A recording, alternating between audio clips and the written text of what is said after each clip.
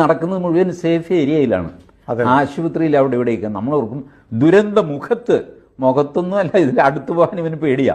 അല്ല, ഇപ്പൊ നമ്മൾ ഏറ്റവും സങ്കടകരമായ കാര്യം, ഇപ്പോഴും രക്ഷാപ്രവർത്തകർ നമുക്ക് ദൃശ്യങ്ങളിൽ കാണാം, അവിടെ ഒരു SKSSFന്റെ വിഖ എന്ന് പറയുന്ന വളണ്ടിയർ ടീം അവരിപ്പോഴും അകത്ത് പരിശോധിച്ചുകൊണ്ടിരിക്കുകയാണ്. ഏതെങ്കിലും തരത്തിൽ ഏതെങ്കിലും ആളുകൾ കുടുങ്ങിക്കിടപ്പുണ്ടോ, അല്ലെങ്കിൽ മൃതദേഹങ്ങൾ കുടുങ്ങിക്കിടപ്പുണ്ടോ, അല്ലെങ്കിൽ മിണ്ടാപ്രാണികൾ കുടുങ്ങിക്കിടക്കുന്നുണ്ടോ ഒക്കെ പരിശോധിച്ചുകൊണ്ടിരിക്കുകയാണ്. ഈ ഒരു പരിശോധനയൊക്കെ നിങ്ങൾക്ക് ആ കസേരയിലിരുന്ന് ഇങ്ങനെ സംസാരിച്ചാൽ മതി, വേറെ ഒന്നും ചെയ്യാനില്ലല്ലോ. ഈ മനുഷ്യരും കുടുംബമുള്ളവരാണ്, നാടുള്ളവരാണ്, മക്കളുള്ളവരാണ്, ജോലിയുള്ളവരാണ്.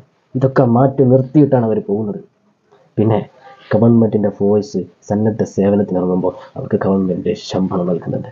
പക്ഷേ വിഖായ, സ്വാന്തനം, അതുപോലെ മറ്റു രാഷ്ട്രീയ പാർട്ടികളിലുള്ള ആളുകളൊക്കെ ഇവരൊന്നും ഇങ്ങോട്ട് ശമ്പളം പറ്റിയിട്ടല്ല പ്രവർത്തിക്കുന്നത് എന്ന് നിങ്ങൾ മനസ്സിലാക്കണം. ദയവായിട്ട് ഈ വിഷം തൊട്ടുന്ന വാചകങ്ങളൊന്നും നിർത്തണം. ദുരിതാശ്വാസത്തിന് വേണ്ടി പ്രവർത്തിക്കുന്നവർ പ്രവർത്തിക്കട്ടെ.